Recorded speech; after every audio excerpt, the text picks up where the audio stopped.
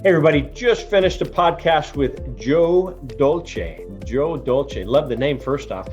Great guy. He's been an editor. He's been an editor for some top magazines that probably all of us have heard about. But he's traveled the world and really educated not only himself, but others about the benefits of cannabis and what it can do, why it's medicine, and how it's helping others. He has a book called Brave New Weed. He's doing some other things in this industry, which is education, which is my passion, but education not only for the patients, but education for the dispensary owners. And he has an announcement to make. You'll see it in this podcast. So hopefully you like us, share it, throw your comments down there, as well as subscribe to the channel. And we'll see you soon. Enjoy this podcast.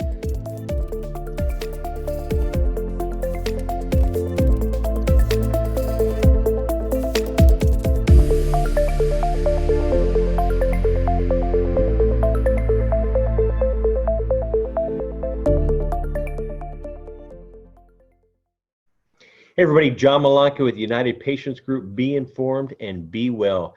This segment is brought to you by Aspen Green. Aspen Green is just a handful of USDA certified organic hemp and CBD brands, and all of its hemp is grown from the perfect topography and climate found in Colorado. Check out why purity matters at aspengreen.com and follow them on social channels at Aspen Green CBD.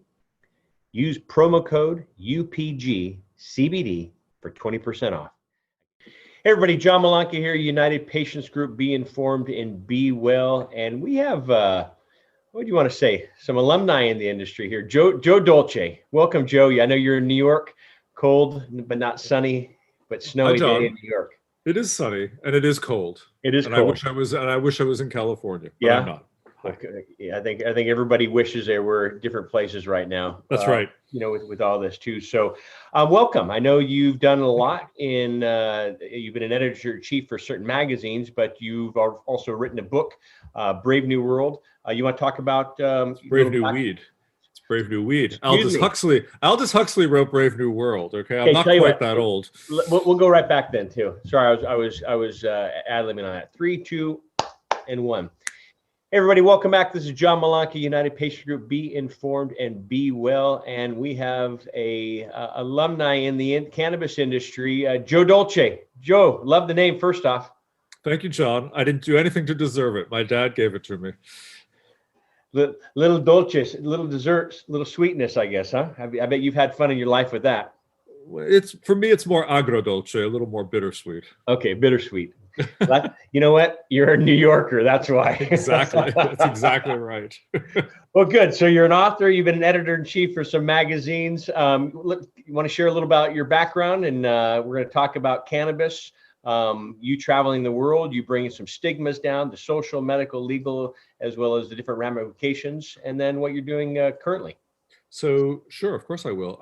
You're right. I was a journalist for my entire career when there were magazines. Yeah. I edited Details magazine. It was a men's style magazine in the 1990s.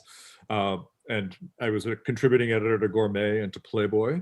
And I stopped that about 10 years ago. And around 2013, I was having lunch with my lawyer one day, and he said, "What are you doing?" And I said, "Well, I'm not really doing much. I'm a little lost. Actually, I'm a little lost in my career. In fact, I'm smoking a lot of pot. I've just rediscovered pot at this point." He said, "Oh, damn, I love pot." I said, "Bob, I never knew." My lawyer was about 76 at the time, right? And he'd been my entertainment lawyer for many years. I said, "I never knew." He said, "Oh yeah, it's ridiculous what the government is doing. It's all stupid. I've been supporting NORML for 20 years, and I won't even travel to a hotel where I can't open the window and smoke a joint." I thought, wow, this is amazing. I never knew this. He said, "You should write a book about this, Joe." And I said, "Write a book about what? It's just pot." He said, "Look into it." So I did. Actually, it was that year was the 25th anniversary of the High Times Cannabis Cup, and I booked myself a ticket to Amsterdam to go to that cup. And it was terrible. It was a real bummer. It was raining every day. It was freezing. It was set up in this big drafty hall. And I'm walking around with a notebook and I'm the only guy with no beard, and everybody thought he's a narc. So I was not the most popular guy in town, that's for sure. Anyway, I had a really crummy time there. And at the end of it, I ran into this guy. He said, "What was your experience like?" I said, "I didn't have a great time." He said, "Yeah, man, the lights are going out here. You should come visit me in Denver." Oh, you're like, okay, I'll go And back. I did. I said, "Okay, sure. Give me your address. Let's see what happens." So I wrote him some emails, and he invited me. And he turns out his name is Adam Dunn. And Adam was at the forefront of this hash oil making operation. Colorado was just about to legalize, and he was sort of the center of the action. Everybody stopped in his place. I mean, people who are making oils, people who are making Incredibles chocolate, all this stuff that has become really big was just beginning. And there I was, and I'm a writer and a reporter, and I'm thinking, this is amazing. So I was learning all this stuff about, I didn't know anything about dabs and hash oils and extraction. I didn't know any of this stuff. It was brand new. And there I was in the catbird seat. So I spent about 5 or 6 days with Adam and had a fantastic time and thought, oh, maybe there's a book here. Maybe there's a book here. This is really interesting. And on the last day, he said to me, "It's time you did a dab." And I said, "Okay, let's do it." I've been inhaling secondhand smoke the whole time I'm reporting, right? But I hadn't actually taken advantage of it. And I did this dab. And have you ever done a dab, John? I've never done a dab, and the people that I always see, and I've been to Colorado conferences where they outdoor and they said, I'm a scuba diver as well, and it says never dive alone, but the signs at these conferences are never dab alone. Dab alone.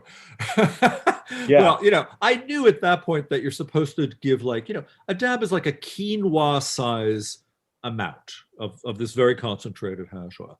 They gave me, I would say, a rice size amount, and I wasn't clocking it at all, and I just inhaled the whole thing. Yeah. And I exhaled an endless cloud.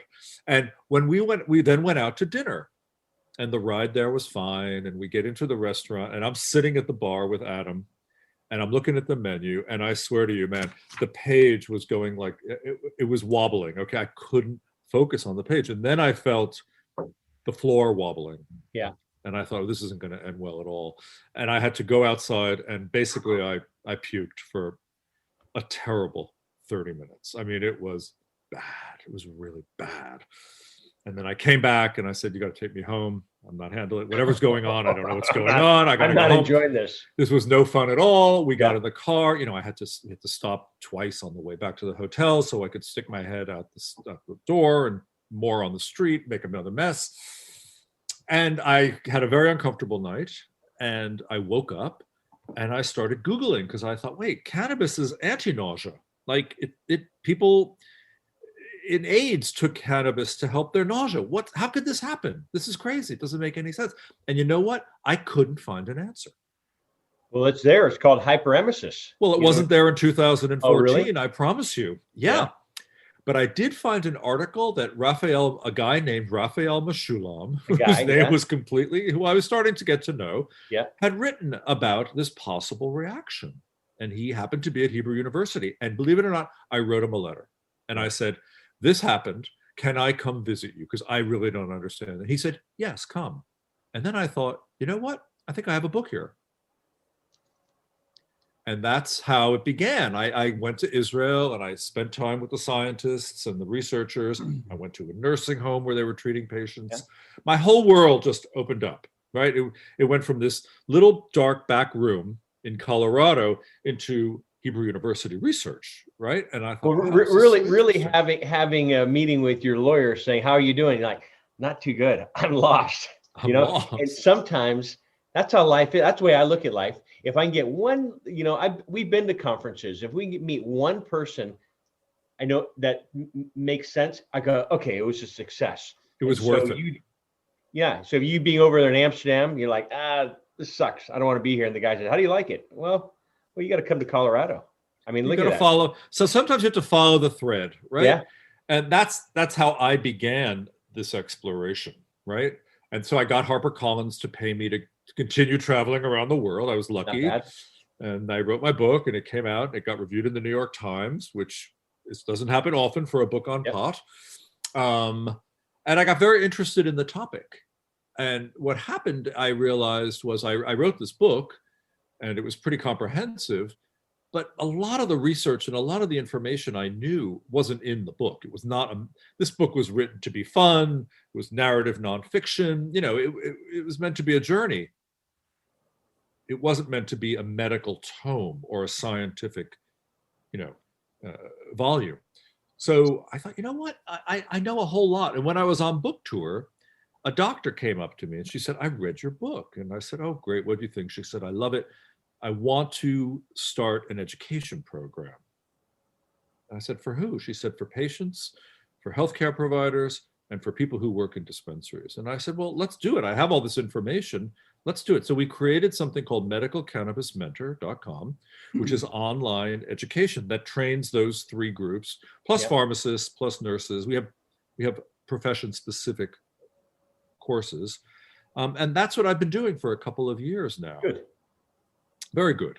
And we're just on the verge of creating a really interesting app that includes education and product recommendations that dispensaries can give to their patients for free, so they can actually guide, monitor, and titrate, adjust their doses accordingly to how they're feeling. And nothing like this exists. So I'm very, very, very excited to pull this forward now. It's neat. Excuse me. It's needed. I truly, I'm out here in California. Cannabis has been legal since 1996 out here at the medical level. And so, but the stigma's still there.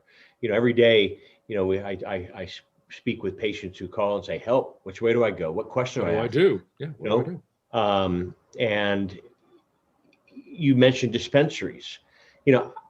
We've done a lot of conferences. My wife, Corinne, or late wife, Corinne, we would do a lot of conferences, and education has always been key. So I love it that you're doing that.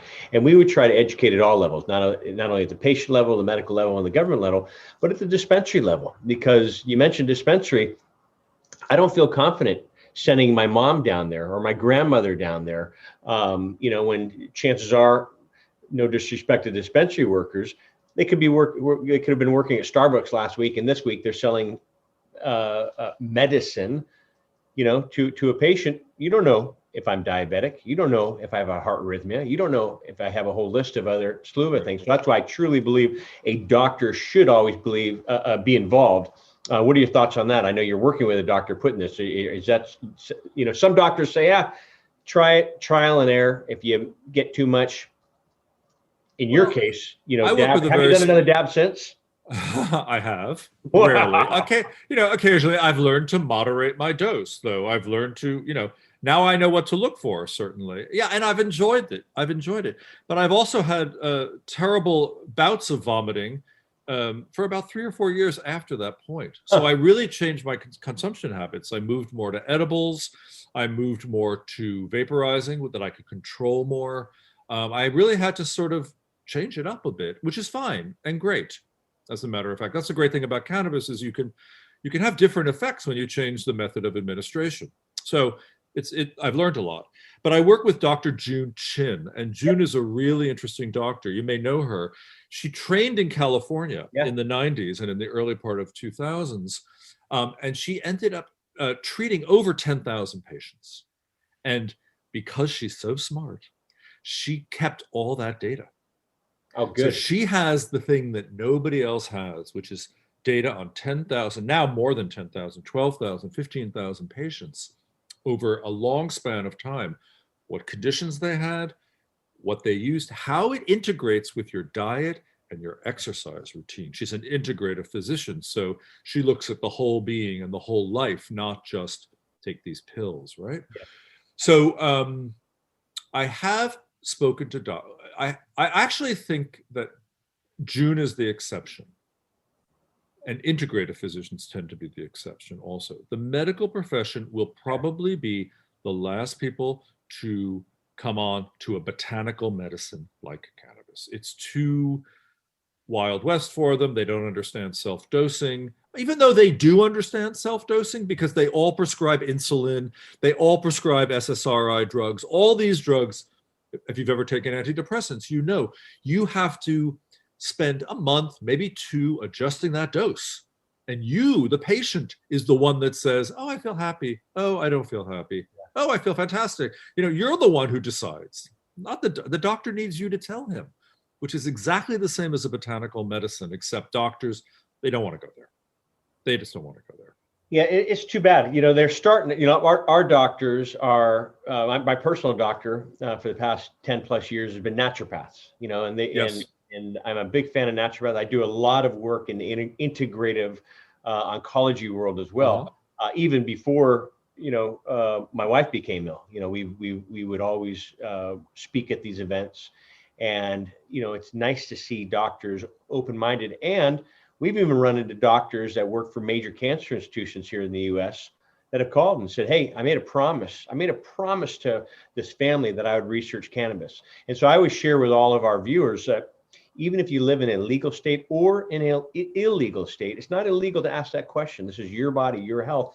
Ask your doctor. And if they don't know, say, hey, doc, can you refer me to someone who may? And I guarantee nowadays, 2020, almost 2021, every doctor knows somebody, that can, and now the internet. I mean, I know there's a lot of information out there. There's good information, but a lot of pretty bad. Tricky. Yeah, it's pretty tricky on the internet, I think. I mean, but the problem is most doctors, I mean, my issue is that most doctors, it's complicated for them. They're overworked. They've got a ton of information coming at them. The insurance system does not allow for a lot of patient consultation hours. So that's what we hope to do with this app. Cool. Which is really help to train patients so the doctor doesn't have to repeat the same information over and over and over again. That's not efficient. And in our medical world, it's never going to work, right? No one's going to spend an hour time after time after time talking about how to titrate your dose of medical cannabis, right? Or what works and what doesn't work. So it's definitely needed, and I appreciate what you're doing, because like I said, there's some good and great-minded people in this industry. There are, doing this. Not taking away anything about you, but talking about June. Did she have? What led her into cannabis? I know she something. It was pain or something like that. Yeah, she had a condition that I can never pronounce. It's an arthritis of the spine. She was an athlete when she was in her teens, and when she was in her residency, she was in the OR. She was having a really hard time standing up. Yeah, like because you're watching an operation for 5 hours, you got to stand up for 5 hours. And one of the doctors she was working with noticed this and said, "What's going on?" And she said, "I think it's called ankylosing spondylitis, something like that." And he said, "Look, try this." And she looked at it. She said, "Look, I'm from the Bronx. What is this?" And he said, "It's marijuana, but it's not marijuana. It's something called," believe it or not, he had CBD back then. And certain patients of mine have used it for pain relief. And she said, she tells me this a lot. I went home. It was a Friday. I waited till Friday. I took it. I was expecting to get ripped off my butt, and I didn't. But what happened was the pain went away. So she kept using it, and still does, and really adjusted her entire medical practice to accommodate this botanical medicine. It really changed the course of her practice. Yeah.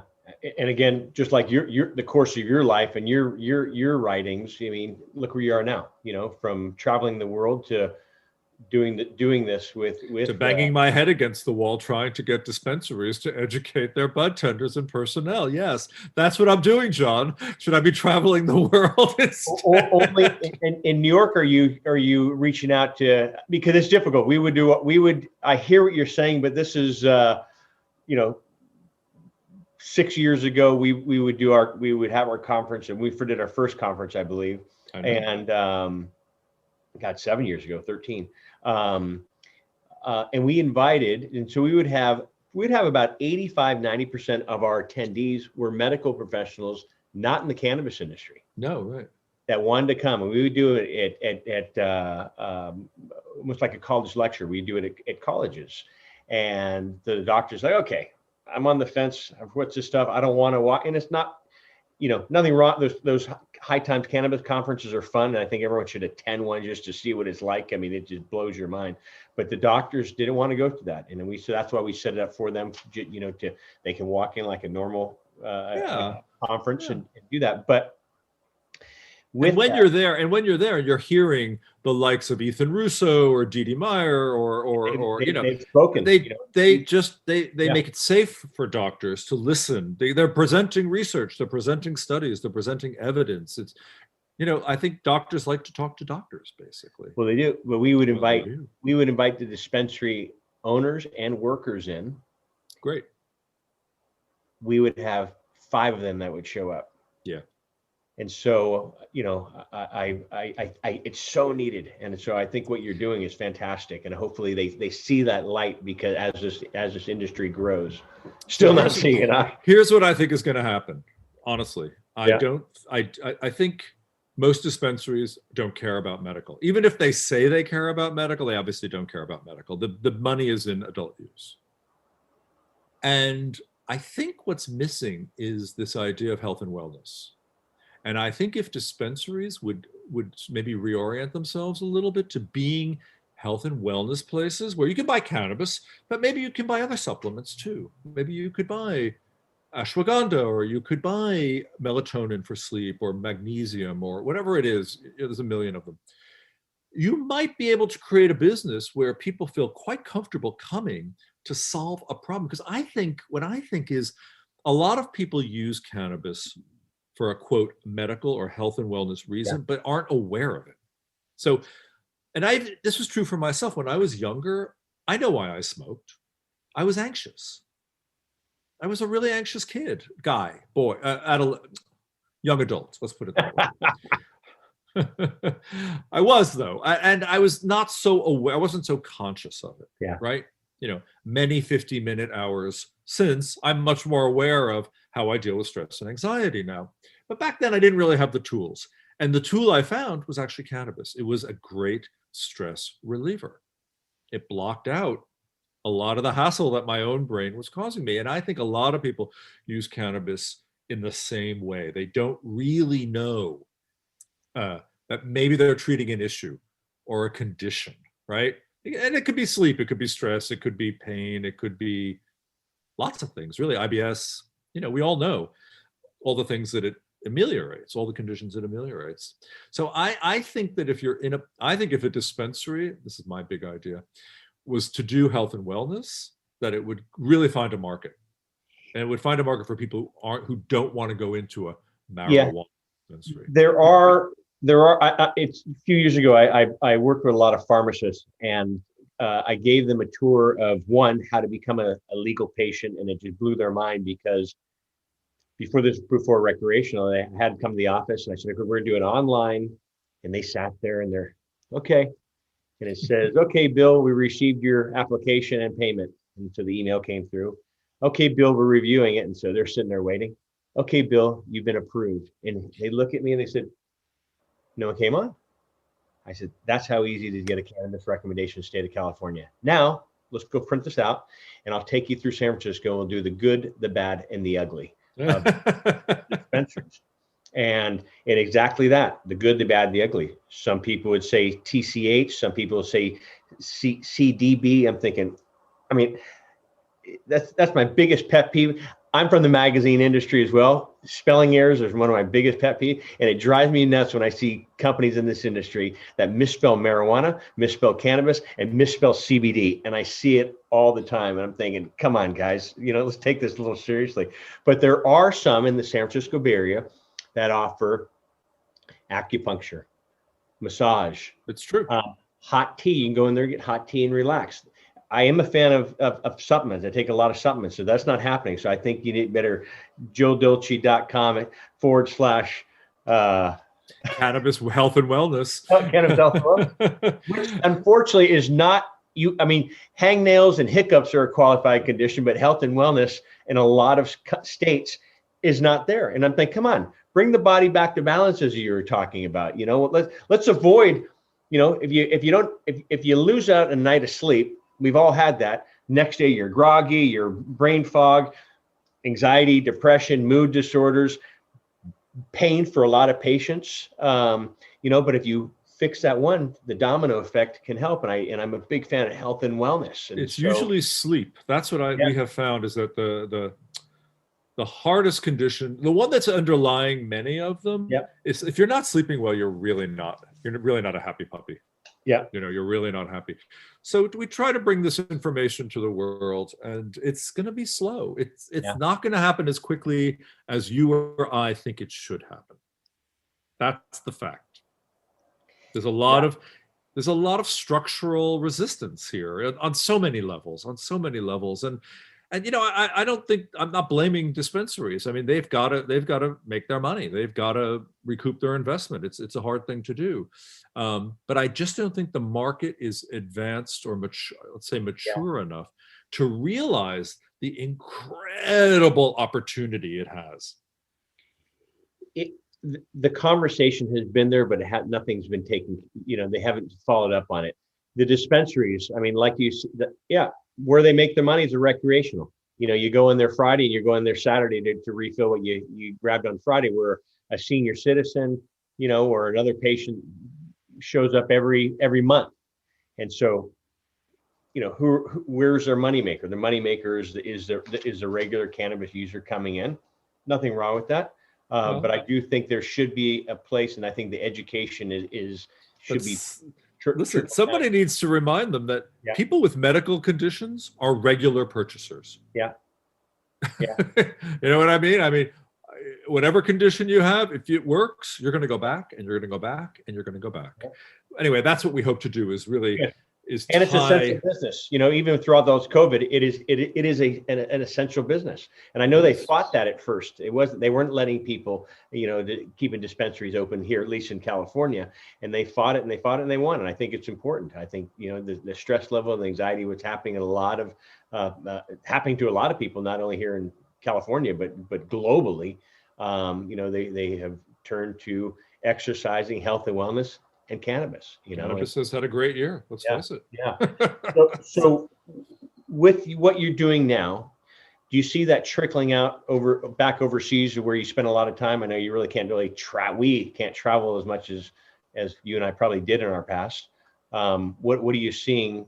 Well, I can speak small and I can speak big. So we're producing courses now for China, which is amazing, because that's a country that actually does have a history of using botanical medicine, even though there's a terrible cultural stain on all sorts of drugs. And I think it's related to the opium wars of the 1890s, basically, when Chinese immigrants were much maligned as opium users. And there was a lot of racism to get the Chinese out, to push them out, both in Canada and the United States, all across North America, actually. So I think the Chinese still suffer from that stigma, right? We just applied to be the official course providers of the country of New Zealand, which just is beginning a medical program right now. We are producing courses for England, which is interesting. They have terrible laws there. I mean, everything is illegal basically, except for a little bit of CBD. And they've changed that number. It used to be, just until recently, it was 0.2%, and I think just in the last 2-3 weeks they changed it to 0.3. What did they change it to? I think they downsized it to really? 1. Yeah, I can't remember. 1 milligram. If it has more than 1 milligram of THC per product, no matter how big the product is or how small, it's illegal. Whatever. I mean, the laws are so random, right? Yeah. And we're also producing courses for Brazil and hopefully for Germany. Good. So I see that there is there's obviously need. We know there's need. And it seems to depend on how the country itself is treating it. Like Germany, it's available through pharmacies. Different countries have different methods of distribution, right? Yeah. Like we're doing one for Canada too. Canada is interesting because CBD is still illegal in Canada. Still illegal. Illegal, because regulatory. They think of CBD as a food supplement, not as anything else. So the regulatory process of approval for food supplements takes 3 years. So CBD has been the last to come online in Canada, Yeah. interestingly enough, right? The UK was like that, where it was food. Their FDA, I guess, is disapproved. You being a writer, disapproved. I guess it is a word. That's a word. But it's gone from food, health product, food, and I think it's back to a health product now. Let me tell you quick. You said opium. So my grandparents. My mom's dad is from Hamburg, Germany. My mom's family is from Spain, and they were in business together, import exporting, going back from Spain and Germany to Asia with the textiles from Europe. And I just found out a few years ago that on the way back, and this is not, British Airways flying over to, you'll be there in 12 hours. This is 3 months plus. But the ships were filled with textiles. And on the way home, I just found this out, opium. Of course.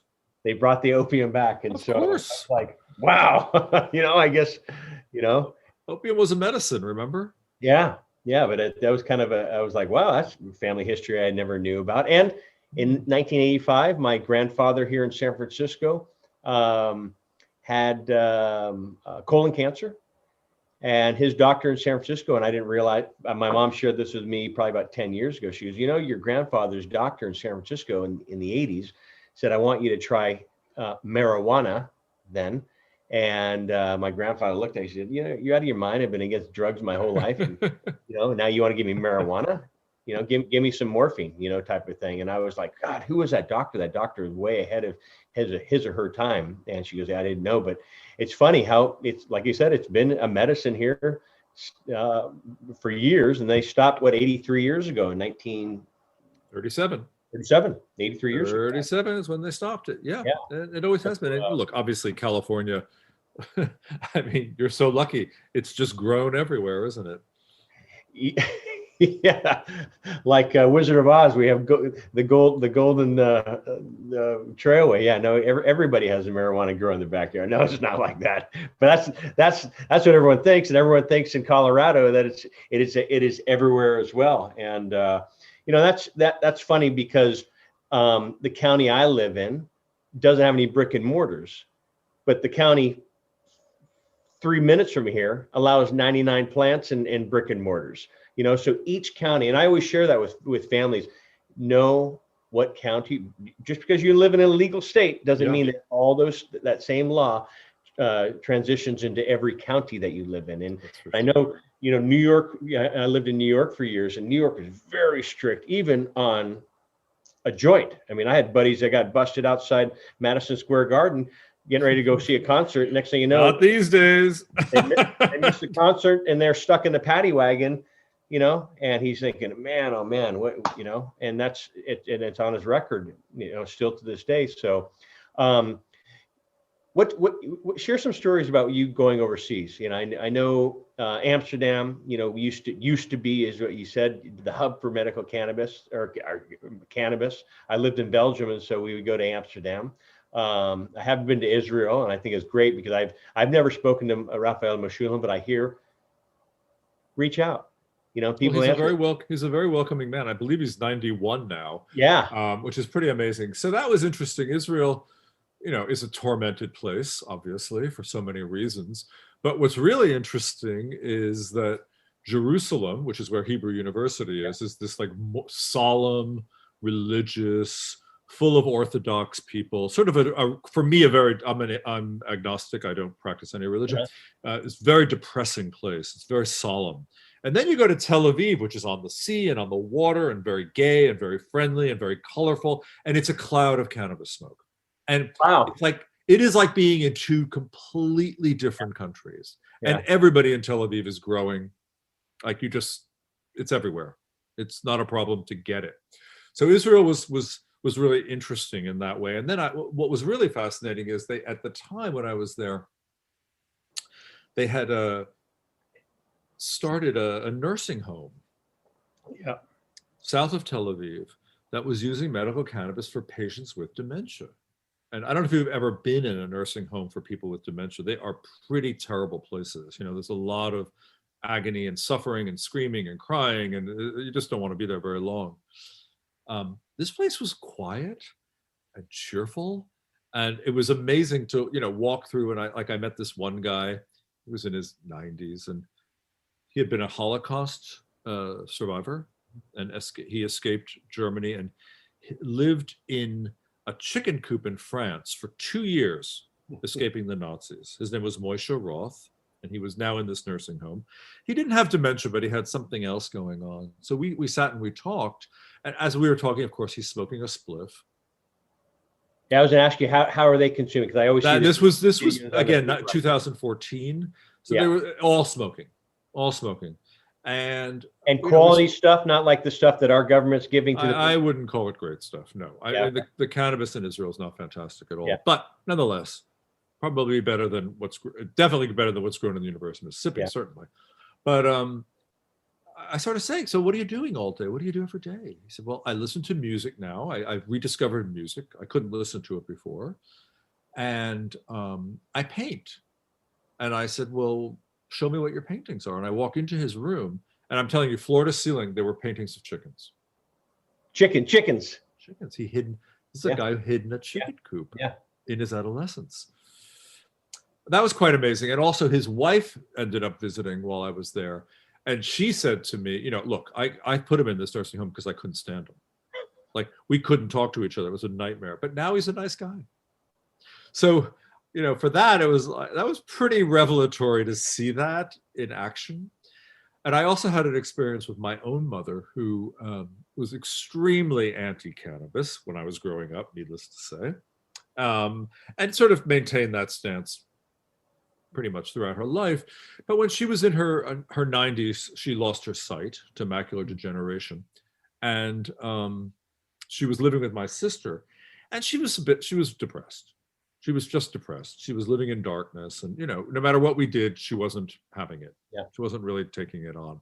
So I brought a pain patch back from Colorado many years ago, and I cut it into quarters. And I told my sister, I said, we're going to put this on Mom and see what happens. So we put it on, and sure enough, my sister called me the next day, and I said, what's going on? She said, well, she's dancing. She's singing to Tony Bennett, who was her favorite. Yeah. And she did the dishes today. And I said, oh, great. So the pain patch is working. And she said, yeah, but we're taking her off. And I said, why? And she said, Joe, you break her, you bought her. It's like, we can't afford to have her fall. And I thought, all right, what can I say? You're right. I couldn't take my mom. She couldn't live with me in New York. So it was good that she was living there. And that was that. And that was the determination. But it was so great to see that, you could put this pain patch on. And I said to her, Mom, she said, what is it? And I said, it's cannabis. And she said, what's that? And I was like, marijuana. She said, no. I said, just see what it's like. You don't have to smoke anything. And she loved it. It's funny you say smoke. When you're sharing that story with the patches, I speak at retirement communities I haven't in a while, but I used to do that on a regular basis. But I used to ask how many people used to think the only way to consume is via smoking. You'd have 90% of the room. Right. Then we'd go back there a few months later and talk again. I'd ask him, and they'd look at me like, hey, dummy, give us a real question.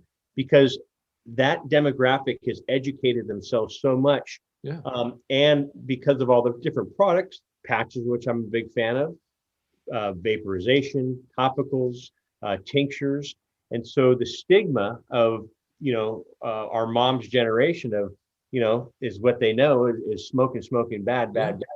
And it's too bad that because there are a lot of studies, and I work with a lot of patients that have had success with macular degeneration and cannabis.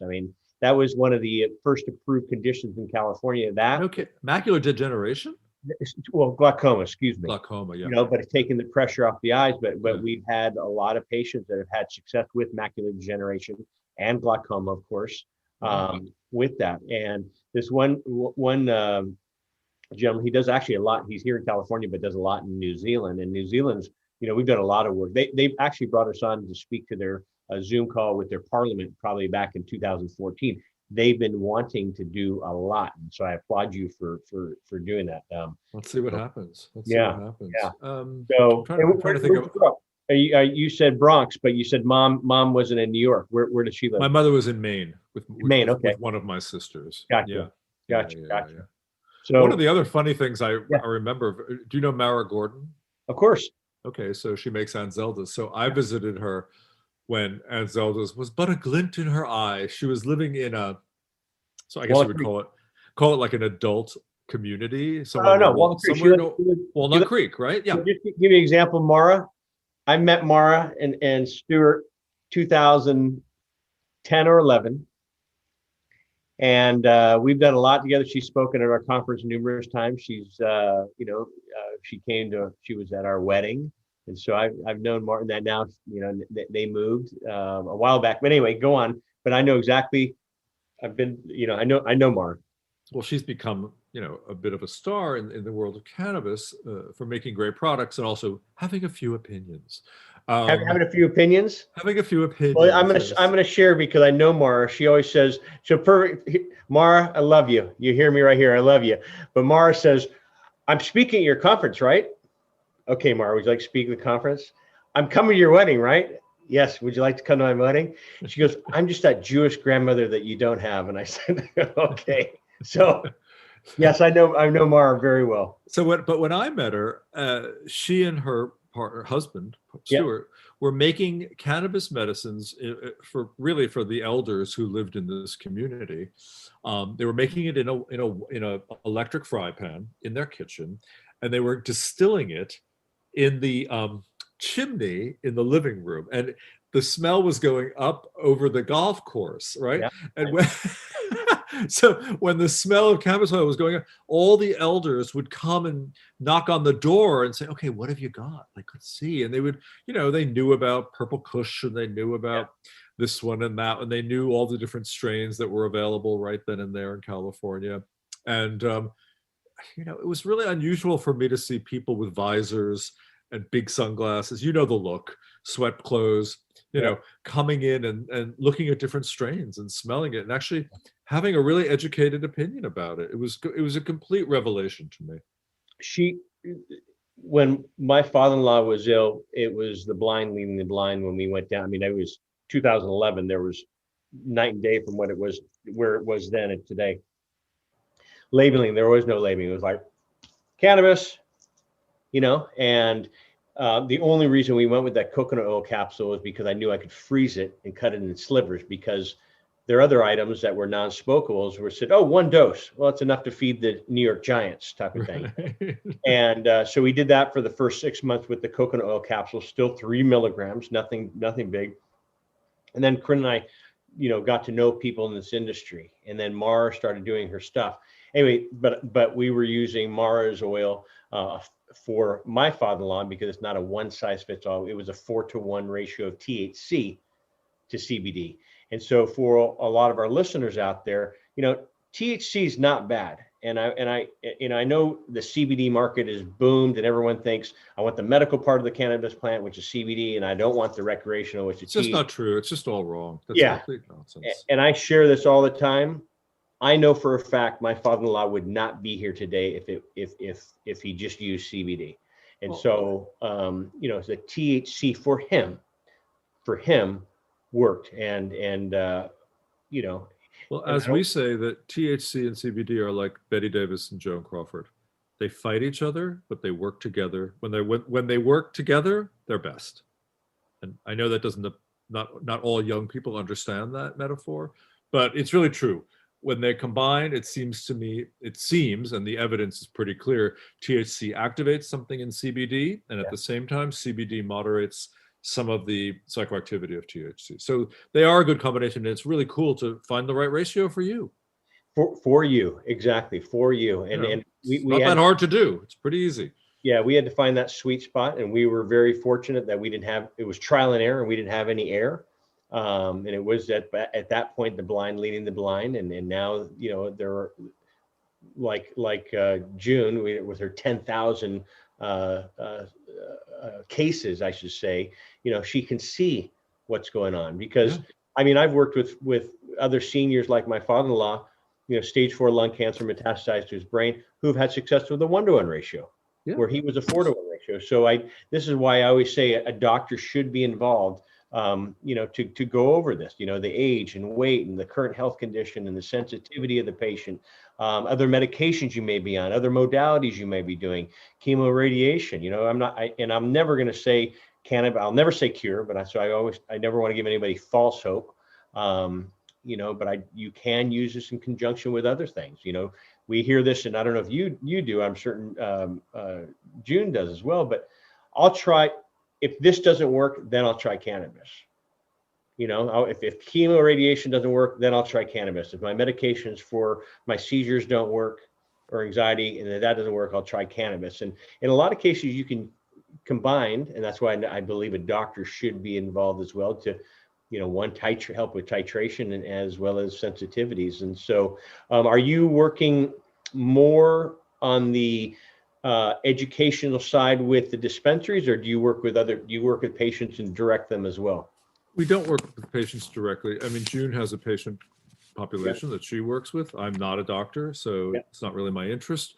I do I do a lot medical cannabis mentor. We just got CME approval, so our courses are now being brought out to healthcare practitioners. They can get credits for it. I do the Brave New Weed podcast. I do it we release every 2 weeks. So I still have my hand in lots of cannabis stuff. Yeah. And obviously we're trying to build this. We are building this app that we are about to take out to dispensaries and certain pharmacies in various parts of the world come the new year. So awesome. The technology is there. We just have to really now introduce it to the world. That's what I've been really working on for the last year, basically. Good. Is putting that together. You've had a lot of, you've had not too many distractions of, come on, Joe, get in the plane, meet me here. You've been homebound. And I've actually not been homebound, John. Actually, my COVID has taken me to many places for lots of reasons, but maybe we'll talk about that on the next podcast. I'm one of the ones that has actually been in 4 locations since COVID began. Not by choice. It started because I was working and staying in Mexico City, and I had to leave. I had to leave, but I didn't want to come back to New York, and I didn't really want to go to San Francisco in March, so I had to find somewhere else to go, and I did. And it's just been a very interesting. I've had an interesting experience in COVID.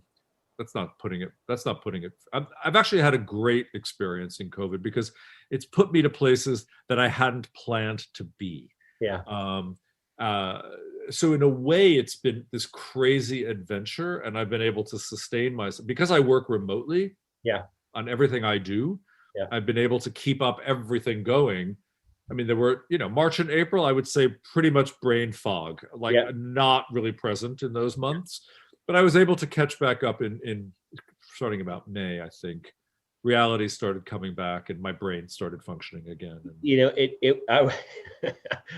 My dad's birthday is January 8th, and he passed away a few years ago. So on June 4th, I said to my mom, Mom, what do you want to do for Dad's birthday? And she looks at me and I go, it's the 4th. And she goes, it's June. I'm like, oh my gosh. So we lost time. I was in brain fog as well. And so you're back in New York. When did you get back up there? I came back to New York in August. In August. Okay. Yes. Okay. You said 4 different countries or 4 areas. 4 different places. I was in Mexico City. I was in Tucson, Arizona. I was in San Francisco. And the 4th place was back home in New York. Yes. Well, welcome back home. Your app, it's not out yet, but iOS and it'll be iOS and Android. It will be for enterprise as well as other applications. You can find out. You can call me at medicalcannabismentor.com. You can find me there, or you can email me through that, or through the bravenewweed.com website, or that's the podcast channel as well. I'm very, very reachable. Yeah. And we really want to talk about it because we really want to alert business people to the possibilities here. Cool. Well, we'll definitely help you with that. I see your tag on your screen right there is Joe at joedolce.com. What's on the joedolce.com that our followers can find you about that? Well, that's a whole other business. I support myself in my cannabis exploits because I'm a speechwriter and a presentation coach. Mm-hmm. So I teach people how to speak in public. I work with people who are raising capital. I help people put together their decks. I help people speak to the media, and I help people Good. speak to other people, really, to speak in public. It's important. It's important, I think, to have a good friend of mine, Mike Hyde in Montana. He's an incredible speaker. I said, how'd you do that? He goes, man, I used to be terrified. He goes, you know how I did? I go, what? He goes, karaoke. He said, I can't sing, but to break down up there and sing and just do it like no one's watching and no one's listening, he goes, that built my confidence. And he has traveled, and his son actually was the first and youngest legal cannabis patient in the whole United States, Cash Hyde. Cash Hyde. And he beat cancer twice. And they are out of Montana. And then the laws changed in Montana. And Cashy at age 4 said, no more pokes, no more pokes. And, and so his mom and dad, but Cash's parents, Mike and Callie Hyde, they have their 4 beautiful children, in a tight family. But, so when I hear people public speaking, which is difficult for a lot of people, I think about Mike saying, man, karaoke. Go up there and start. That's one way. I'll tell you, just to stick on the cannabis topic, I've also recommended CBD to many of my clients. Yeah. If you take it for an extended period of time, it does help you combat stress. I mean, there's many things we talk about. There's many techniques you can use to combat stress, but I think for some people, they're so anxious just to stand up and talk to people. I find that CBD actually helps to level set them a bit. Not everybody, obviously, but with some people, it really helps to just take the edge off and like, okay, let's focus a little bit here. The other thing I say to people who are nervous speakers is, if you can get your mind around this, it's really helpful. It's really not about you. It's about the audience. It's what you have to give to the audience. Aristotle taught me that, actually. We were on a conference call a few centuries ago, and he told me that it's never about you. It's always about that audience. You got to put them first. And those are wise. Aristotle, he was really smart. Well, that's a good friend to have, and you look pretty damn good for being a few hundred years old. It must be your lifestyle and the CBD that you're talking. Thank you. Yes, exactly. My stress-free life, John. Yeah, exactly. Yeah. So what's happening for you in this upcoming year? Besides, who knows? Yeah, you have a plan. You can figure it out. I don't know. No.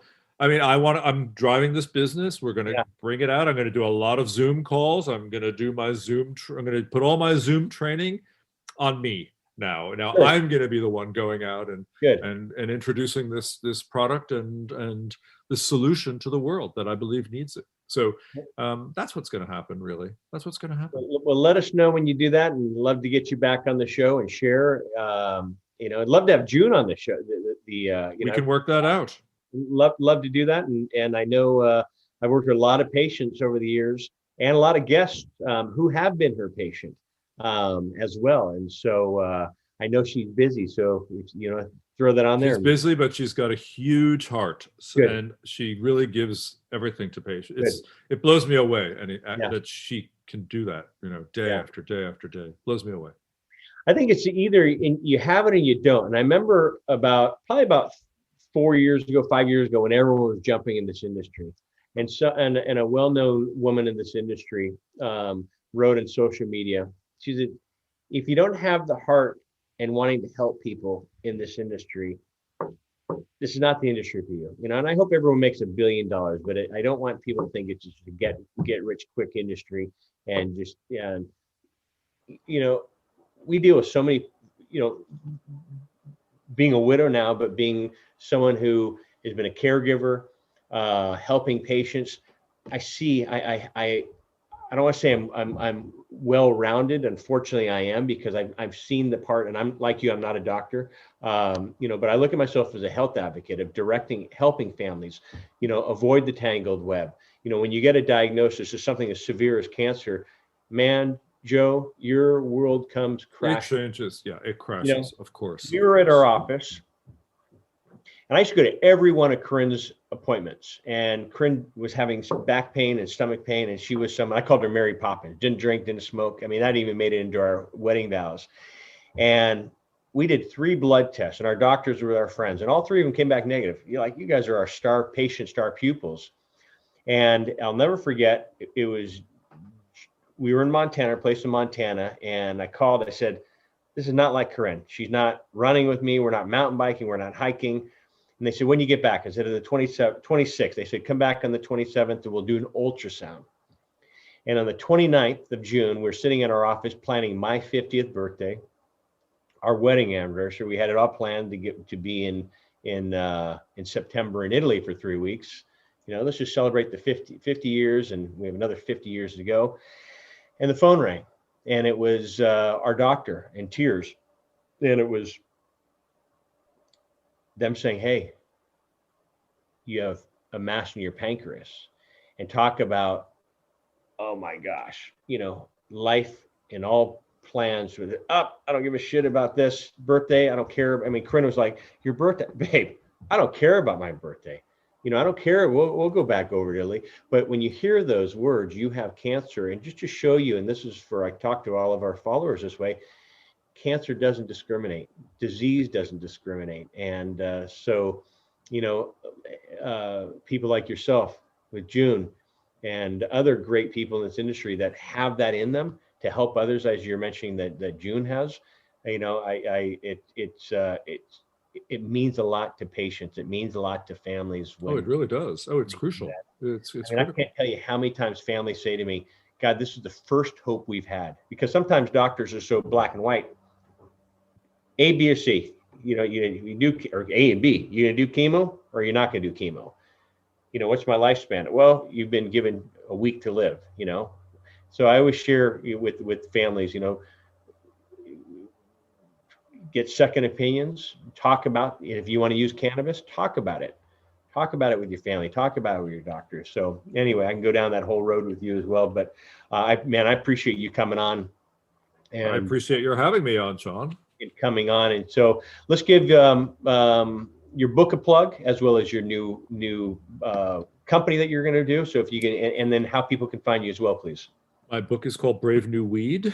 The podcast is the Brave New Weed podcast. You can check it out on the web. You can subscribe as Patreon supporters. We do it for love, not money. So if you want to throw us a couple of dollars a month, please do.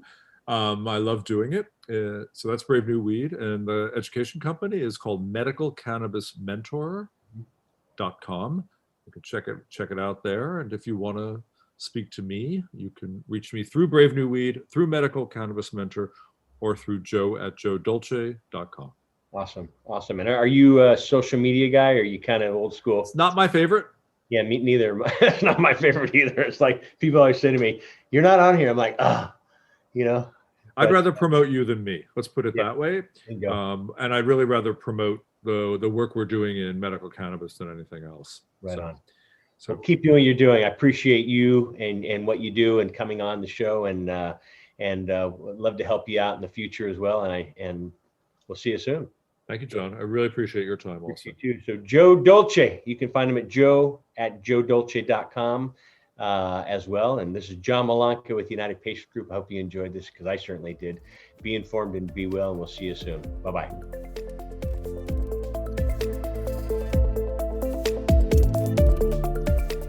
Thank you for listening to Be Informed, Be Well with John Malanca. Be Informed, Be Well is brought to you by United Patients Group. Come and visit us at unitedpatientsgroup.com. Hey everybody, John Malanca with United Patients Group. Be informed and be well. This segment is brought to you by Aspen Green. Aspen Green is just a handful of USDA, that's right, USDA certified organic hemp and CBD brands. And all of its hemp is grown from the perfect topography and climate found in Colorado. It is a family-owned business and is deeply committed to the science of providing only the purest hemp and CBD products for the best results and most beneficial experience. Its mission is to bring the therapeutic value of pure, organic hemp and CBD to people who seek supplemental relief through the use of healthy, natural products. Aspen Green is free from toxins and runs up to 8 different lab tests from bona fide third-party labs throughout its product line. It holds in high regard 3 foundational principles that guide every aspect of their business, actions, and interactions with their customers, partners, as well as their community. These are quality, integrity, and transparency. These will always remain at the hearts of their efforts to bring their beneficial products to consumers. Check out why purity matters at aspengreen.com and follow them on social channels at Aspen Green CBD. Use promo code UPGCBD for 20% off. Again, UPGCBD for 20% off at aspengreen.com.